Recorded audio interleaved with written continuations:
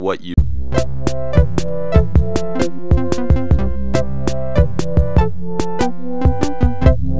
Hello and welcome to the 73rd episode of Growing Up Geek, the weekly podcast for geek entertainment and nostalgia.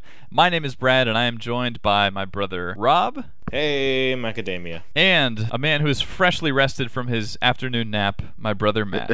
Hey, greetings. How you doing, man? Doing all right. How about yourselves? Doing good. Good to hear from you. You've been away for a while from the show, but you are a man who grew up geek with us. Well, I tried. We're going to be talking about something this week that you are a big fan of, which is a comic. The last time we went out to Benihana, you grabbed me in the parking lot and said, dude, you got to read The Sword. And so we have gathered. But before we get into that, let's get into some geek news. Every week we like to read a bunch of news stories and bring you our favorite. Rob, what was your favorite this week? My favorite news story this week has to do with the Palm Pre finally getting a release date and a price. The much anticipated device. Yeah, it's coming out here June 6th. That's a Saturday. Pretty soon, yeah. It'll be available at Sprint stores, Radio Shacks, Best Buys, and Walmarts. The price for the device is listed at $199, parentheses, asterisk, comma, after mail-in rebate of $100, and with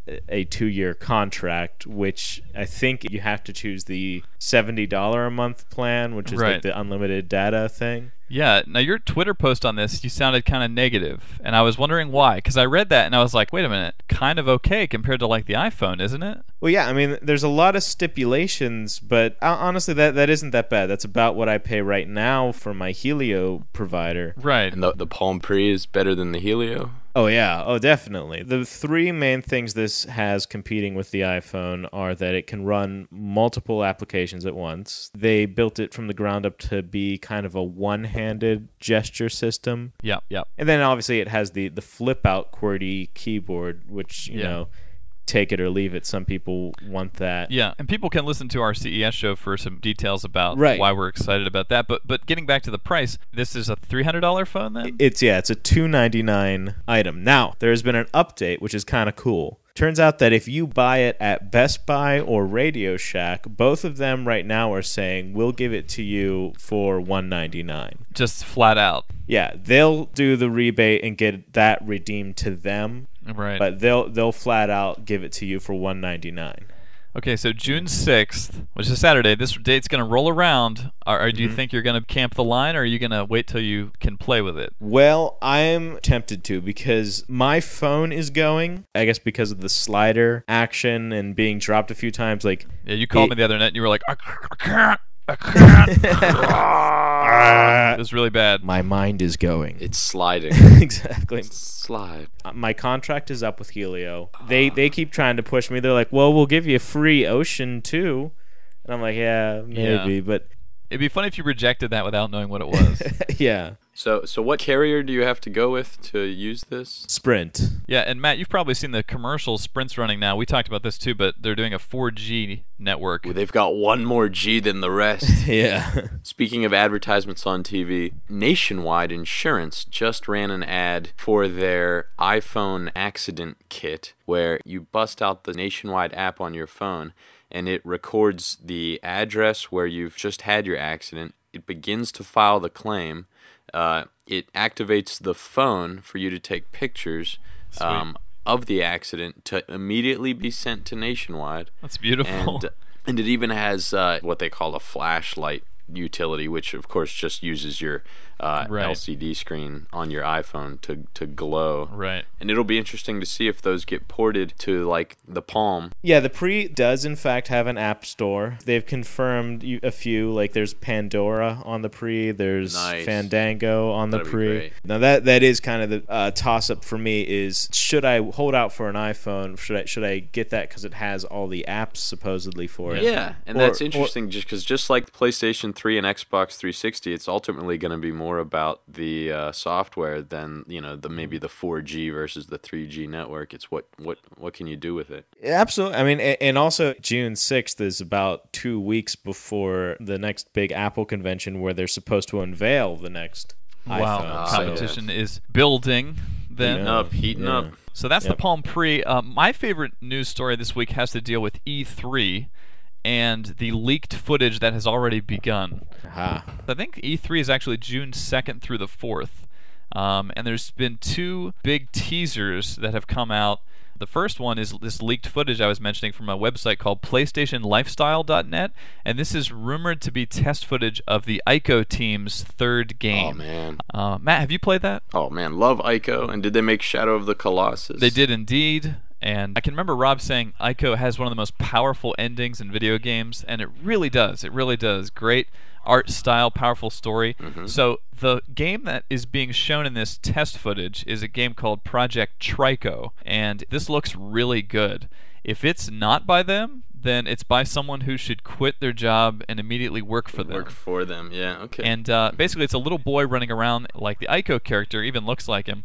But he encounters this dragon/cat, which is about 4 times his size. They show the thing like, yelping for the boy, and then they show it like using its head to lift him up to higher areas, and so it's his kind of sidekick. Yeah, exactly. I don't see the gameplay necessarily with this large thing, but emotionally, like, it really had an effect on me. I'm watching this, I'm like, wow, it just looks really cool, like him and this dragon. Yeah. So it's Calvin and Hobbes meets Puff's dragon, or what is it? Yeah.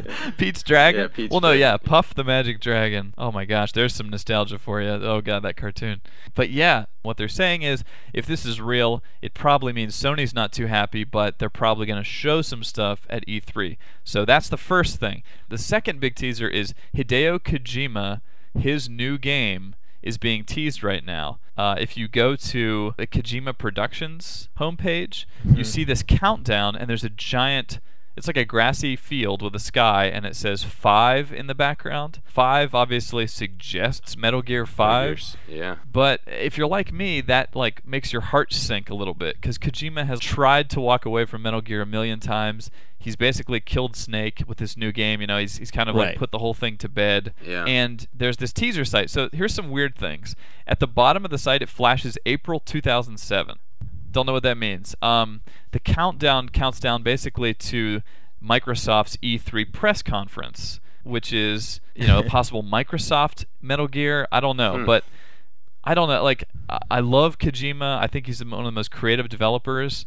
I need him to do something else. Like, I just don't want to see this man continue to do Metal Gear, Yeah. I know anything about Hideo Kojima, it's that he loves kind of like messing with your presuppositions. Hopefully it's just a game called 5. Yeah, like I would totally like expect him to be like, yeah, it's totally Metal Gear 5. Misdirection. It's Metal Gear 5. Yeah, totally. No, it's not Metal Gear 5. It's some other complete game. Like that would be in his style, and I think some people were kind of talking about how ironic it is that these days, people like him can get away with actually announcing their announcements. Right. Well, this is the era we live in now. It's a teaser to a countdown to an announcement. Oh, yeah. I'm sure that things like E3 are less relevant now because of the internet. Yeah, you pretty much... I remember when Mortal Kombat 2 came out, like, I had to wait for a magazine to see anything about it, and then I was like, guys, I saw photos, and there's a dude named Daraka, and... I remember that phone call. I was like, describe him to me! Incredibly low-resolution thumbnail kind of stuff, and yeah, you savored every second of it and all the speculation in between. And yeah, you're right. Yep. Now, heck, a movie's coming out. You look up the list of who's going to be in it. There's really little left to doubt or to imagine. Rob, would you at all be excited about an MGS5, or do you want to see just like something totally different? I kind of haven't been playing Metal Gear since the 2. Yeah, I didn't play Metal Gear 4. I didn't play 3. I didn't play 4. I want to play. Right. I just don't have 96 hours to waste on the first cutscene. Well, I'll tell you one thing that happens in 3 that I just heard about that I thought is so crazy is there's a part where you climb a ladder. Oh my goodness. Have you heard about this? Mm-mm. And the ladder climb is like 10 minutes long. Like, Kojima just like messes with your head and enjoys it the whole time. Oh, man. Like, Snake gets on this ladder and he starts climbing. And then literally this song like starts while he's climbing about Solid Snake, and it's like this woman singing, and he just keeps climbing, and you're pressing up for like literally 10 minutes until you finally get to the top. But you feel like at some point this is never going to end. Like, this ladder just may go, Yeah. That's Kojima, but he could be utilizing those crazy skills in something else. Utilizing. Yeah, I don't know. So anyway, those are some teases. They both get me excited to see what E3 has, so I'm pretty pumped. Speaking of teasers and trailers and excitement, I just want a Yep. quick shout out. I believe Terminator Salvation comes out tomorrow. It does. It does indeed. So I'm looking forward to that. I'm going to see it. I think if you go back to like one of the earliest podcasts, Rob just blurts out, "Did you hear they're making a Terminator 4?" And we're all like, "What?" No, yeah, I remember him saying it, but then the positive was Christian Bale. Exactly. And the latest long-form trailer that I saw for it really had a lot more to think about than, where do you go after liquid metal and female with an ion cannon Terminator? Yeah. How do they reinvent it? And I'm excited. Yeah, you'll have to let us know what you think of it. So that is some geek news, and without further ado, let us move on to a comic book, gentlemen. Yes. Our main topic of discussion this week is The Sword. The Sword. A comic book that Matt raved about, and The Sword is by the Luna brothers, who are not only the creators but also the illustrators of this book and of several other books, probably the most popular being Girls, which, Matt, you lent me, and that involves a giant sperm in a cornfield. Yeah, that begins like an infestation of girls who attack women and eat them. Yeah, and save the men only. Yeah, it's a very it's like zombies with beautiful women. Yeah, it was so weird. It is weird. They also made one called Ultra 7 Days about a superhero girl kind of trying to live her normal dating life. It shifted between like the action and then just her trying to be a person, and so it had a lot of good just character development and stuff. Yeah, and so they seem to favor female leads, and in form, this book also has a female lead. The main character here is a paraplegic girl named Dara who goes to college for art. She has good friends, she has a close family, a happy life. And one night at dinner, 3 strangers knock on her door, the family's door, and ask for a mysterious sword. And her father denies any knowledge of the sword, and so the 3 strangers proceed to kill her family members one by one in front of Dara using elemental powers like wind and ice, and etc. Yeah. So the house is set on fire. Dara falls through the floor, only to find a large sword buried beneath the house. She takes hold of it, and I'm going to say the adventure begins. That's right. So, Rob, you have read the first trade of this. What did you think of The Sword? Okay. I'm going to say that I didn't like this comic book. Okay. All right. Fair enough. Why? Well, I don't know. Maybe Okay, so, Matt. No, just kidding. Sorry.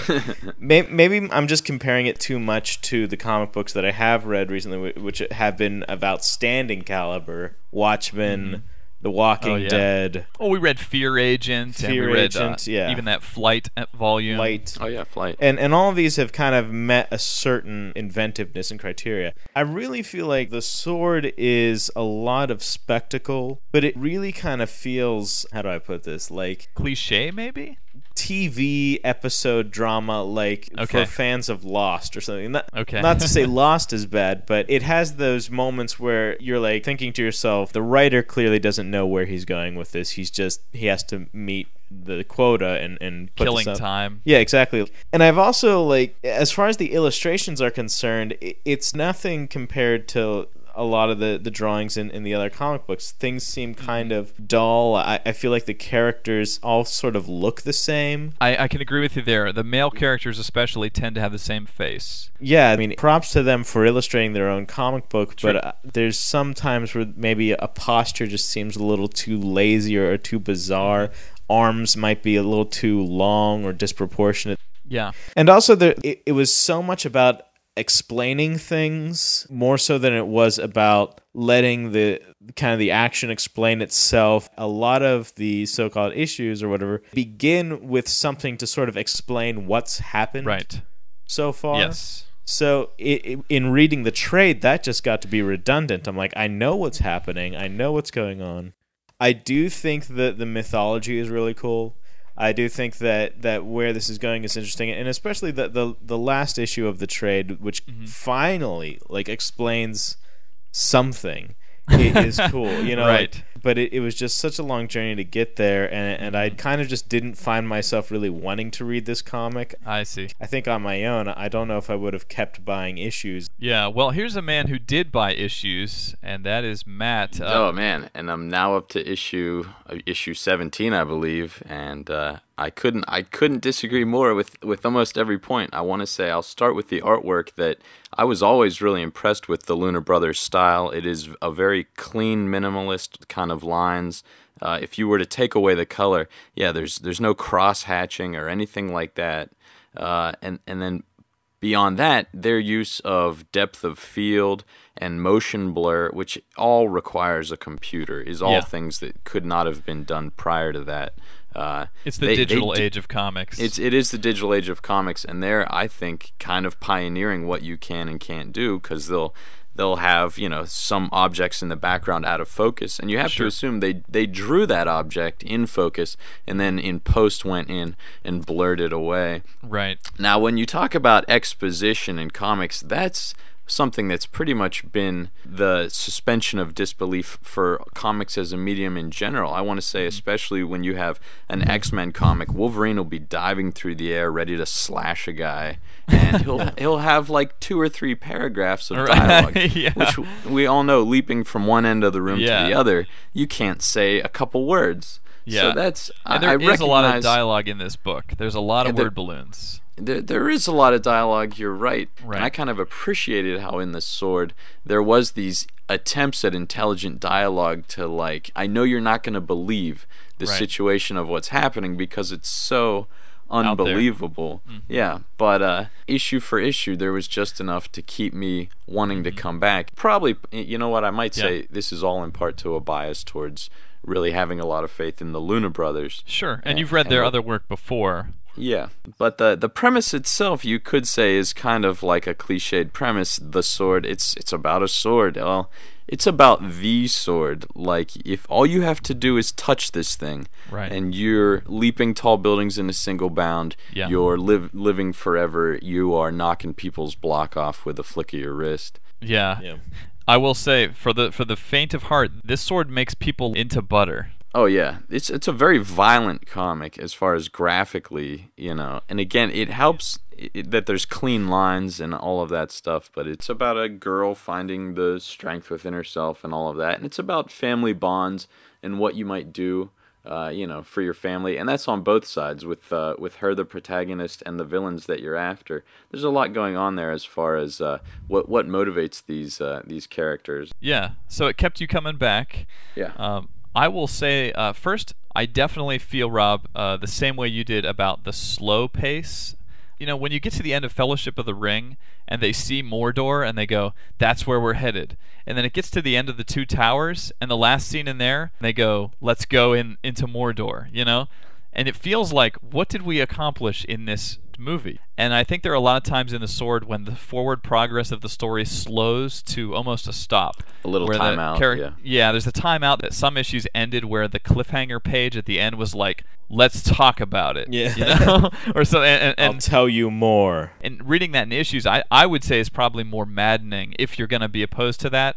Matt obviously didn't have a problem with it, but I would recommend this for trade paperback because you're going to be able to quickly go to the next thing and the next thing. It's worth mentioning that the series is going to be 24 issues long, and that I would want to say almost that they probably knew exactly, they had it probably all mapped out. Yeah, and I will say that while that is a downside, I thought this book was really good.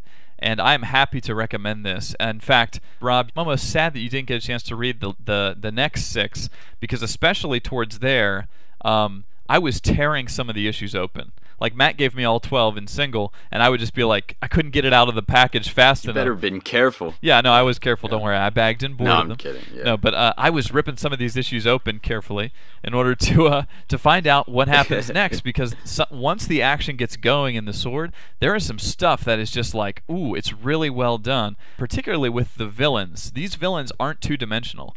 There's a really cool, interesting interplay between them, and sort of like the villains in Invincible or Agent Smith in The Matrix, you can almost relate to them. Like, when Agent Smith describes how humanity is a virus, you can kind of see where he's coming from. And the villains in The Sword, when they describe, look, we're gods, basically, and you get that whole idea, it's kind of like, oh, and you see a little bit of their side. Mm-hmm. And the fight with Zakros, which is all that I've basically gotten to, who is the water god, the guy that controls water.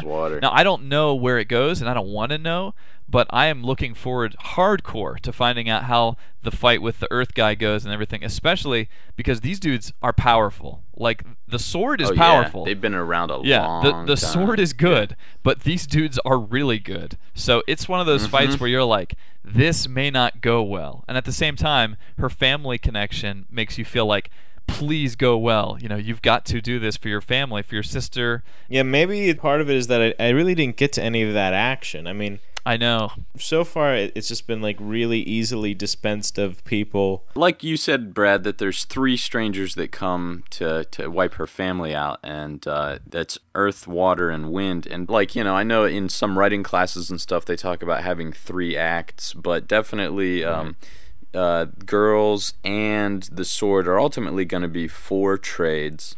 4 little volumes, and it makes sense because literally the second trade is her fight with the water god. Yeah. And I feel like that's third would be the next guy, and the last would be the female one. And whether but you know, the first trade, which is what you read, you're right. It's an introduction to the sword, and to some extent, you know, what she can do with the sword, and Brad, dude, can I just say, issue 12? Ho. Okay, so with the legs. Oh, the legs. Yeah, that's what I'm saying. Rob, I really do encourage you. I feel I'm surprised that you didn't like it, but hey, it's your prerogative, dude. Yeah. I would say if you get a chance to read the second one, that's the part that grabbed me the most. And there is a moment in it's the end, that I don't even want to say, but dude, I re-looked at it 4 times just because of how insane it was. If you saw that in a movie, I think you would just be blown away. But anyway, yeah, I encourage you to keep reading it. I'd encourage people overall, pick it up and try to read, past the first 6 issues if you can. All right, I just may at your recommendation. Yeah. It's so hard whenever you haven't enjoyed it and people are like, dude, keep reading, and it's like, no, you may not enjoy it, but I will say that if you wanted it to get to the fighting, 6 through 12 gets to the fighting, and there is some ho moments. I will leave it at that. I'm sorry, but dude, it punched me in the chest. Yeah. Kick in the gut. All right. That's funny. Okay, so on that note, why don't 2 strong recommendations, and 1 didn't enjoy / hesitance maybe / doesn't know what he's talking about. In general, I was just gonna say shut up. I didn't. In general, I didn't enjoy it. Like, what am I gonna say? Yeah. No. I sat down and I was like, ugh. Yeah, but Rob, get to the legs in issue 12, and I don't know if you'll be able to say that you've seen this before. I'll get to the legs. You remember Karate Kid, sweep the legs? It got nothing on this. Yeah, exactly. It has nothing to do with that either. Yeah. Well, that is our review of The Sword. Check that out, or don't. And before we close out our show, we always like to get nostalgic. This show is called Growing Up Geek. We like to talk about that. And you know what floated through my mind this week, and I was telling Matt, I recently took a vacation. Maybe that's why I thought of this. But does anybody remember Tiny Toons, How I Spent My Vacation? Summer Vacation, absolutely. Yeah. We watched that on summer vacation. Quite a bit. Well, this was what I would consider a van movie. We had a VHS player. I don't know. We felt like the pimps of our friends. Oh yeah, now everybody in a minivan has LCD screens behind the headrests and stuff. Oh yeah. Everybody has their own one for each screen. child. Yeah, but we had a 9-inch CRT television mounted up in this little console in the behind in a the wooden back. door that would slide away. Yeah, in the back of the van, and on one side then was an actual VCR that you pop the tape in. And we had certain staples of I think Groundhog Day was a staple. Bill Cosby himself. Oh yeah, we watched Real Billy Genius. Madison and stuff. Yeah, Never Ending Story. We had taped off a TV. But Tiny Toons Adventures, How I Spent My Vacation. I feel like we watched that so much, and there's so many lines that I still say. And things that inspired me from that movie, and one of them, I've just rewatched some of it on YouTube. They hold their breath when they go through the tunnel. Yes. And I think that's where we got that. Including the knowledge that air conditioning wastes gas is also... the dad said that in there. He's like, we can't waste gas with the air conditioning, so Plucky is like dying. He goes to roll the window down instead, and his wife is like, don't you dare, people will think we can't afford air conditioning. Yeah, it's funny. I mean, it has a lot of things like Looney Tunes where they made them like the adults laugh first. Thud, the audience is now deaf, as making fun of the THX sound effect. Yes. This was a line that I quoted, but I didn't even know what it meant at the time, was whenever Buster Bunny goes to this bayou where there's this sort of inbred family. The guy wants him to marry all 3 of his daughters, and he goes, I can't marry all 3 of your daughters. That's bigamy. And the dad goes, no, that's bigamy. Yeah, that's big of me. And I was like, whoa, but that's such an adult joke, and like they slid that in there. And we were 12. I was 12 when this came out. Yeah, well, there's even references to Deliverance with the banjo playing. Oh, yeah, the possum. Yeah. I'm going to get me some edumacation. No, there's also the maniac that they pick up that really enjoys pork, and he's revving up his chainsaw, and he's going, hog jowls and stuff. You know? That was, it went a lot of places. It was really entertaining, and I want to say, it's probably worthwhile to find out who was behind like that and the Animaniacs and stuff like that. Yeah. I know Steven Spielberg has some kind of producer credit, but... Tiny Toons, even as a show, had a lot of good moments. That little kid that would come out and tell little stories. Yeah. Okay, you see this one time, Randy Beeman, one time? Yeah, exactly. Or was that Animaniacs? No, it might have been. We might confuse the two. I always kind of felt like Animaniacs was the better, or like the more mature, because they seemed to split at a point where Tiny Toons became the more kind of like... socially aware show that like really half educated kids and stuff like that, and so it was kind of bland. Animaniacs was the complete like politically incorrect just zany show that anybody could laugh at. Dude, a line that I always quote still from Animaniacs was whenever the security guards saw them all like piloting a suit of armor like down the studio lot. And it's just like he whips around and sees this coming at him, and he goes, "That's one of those things." And just hides from. And he just jumps out of the way. It's like his mind can't even process it. Yeah, and dude, also we have to give credit to Tiny Toons for introducing us and much of the world to They Might Be Giants. It's totally true. I have other people I've met who are fans of They Might Be Giants that said, "Yeah, whenever they played Particle Man on Tiny Toons," and I was like, Istanbul, "Dude, yes." Yeah. But there was this thinking of the van, trips in the van, reminds me of Rob vomiting into a root beer can. I don't know if you remember this, but like I remember you were getting sick and you were drinking root beer and said there was nothing to throw up in, and I just saw you put your lips against that tiny hole and just like throw up like this foamy puke into this can, and I'm like, that's like in my mind I'm picturing the can filling up in real time. Like there's no way that's gonna like hold it all. Yeah, I still remember that actually. Like it was. Because there was something about that root beer. I think that as I was drinking it, I noticed some sort of particle, and it might have just been foam, but my mind perceived it as like a worm or something that was poison.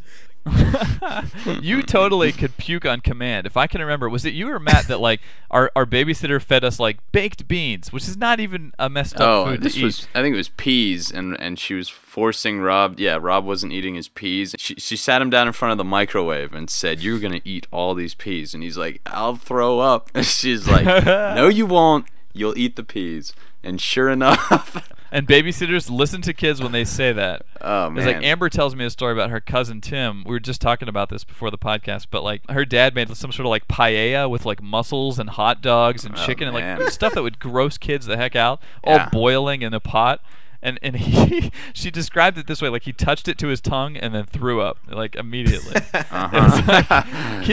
some kids can just do that. And like if he saw someone else throw up, he would immediately throw up. Oh yeah, I mean, well, this is a lot to be said for like what you know as far as like textures and tastes, what you trust. Dude, some of the buffest dudes on Fear Factor will just lose it. Oh yeah. Yeah, and then the weird guys eating like the pig's bums, like or the girls will, and it's like, dang, you see girls chomping on these roaches, and it's like, dude. Speaking of just puking, there's a part at the end of Tiny Toons where they go to Happy World Land, and they show he leans out the thing that they're traveling in, and he goes, "There's the Happy Crasher." and you just see a bunch of people pile into like a bullet train, and it shoots them into a wall. Yeah. Well, isn't it called the bullet train to heck? There's the stairway to heaven, which is just a series of steps going into the clouds, and then they go, and the bullet train to heck, and it just blasts downward into the ground. There's also the slap happy fun, where people climb into a hand, and the hand just slaps into the ground.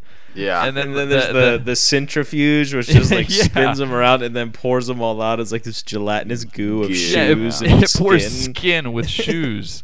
I was like, that's the YouTube clip, some guy like commented under there, he's like, dude, how did that get in there? It's like gross. But we watched that, and that there's some things to be found in there. There's some funny parts. Uncle Stinky bouncing his butt against Plucky's face while the family's going, there's a car, there's a car, there's a car. Oh my gosh, Uncle Stinky, I totally forgot about him. Remember Uncle Stinky? They laid the map out, and they're touching places on the map, and he's just laughing. He's laughing in the background. Yeah, because it's tickling him. Yeah, and his gross stare, and he like never speaks. Good stuff. But hey, if you grew up geek like us and you've got any memories to share, you can let us know in our comments or emailing us. All of this can be found on our website at growing-up-geek.com. Additionally, you can follow Rob on Twitter at twitter.com/GUGRob. He's got geeky updates throughout the week. Good stuff. So thank you guys. And once again, my name is Brad. And I'm Matt. What is that? That's Ico. Okay, thank you so much, and we'll see you next week. I will anticipate legs.